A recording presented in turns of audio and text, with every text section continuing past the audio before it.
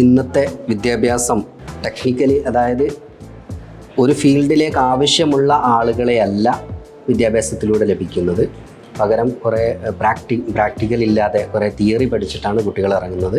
ഇനി ഇൻറ്റേൺഷിപ്പ് ഉണ്ടെങ്കിൽ തന്നെ അത് വളരെ കുറഞ്ഞ രൂപത്തിലാണ് കിട്ടുന്നത്.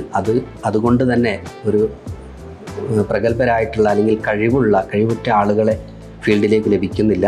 ഇതിന് ഒരുപാട് തെളിവുകൾ നമ്മളുടെ മുന്നിൽ തന്നെയുണ്ട്. ഇപ്പോൾ വിപ്രോ പോലെയുള്ള കമ്പനികൾ ഡിഗ്രി ഹോൾഡേഴ്സിനെ മാത്രമാണ് അവർ ആക്സെപ്റ്റ് ചെയ്യുന്നത്.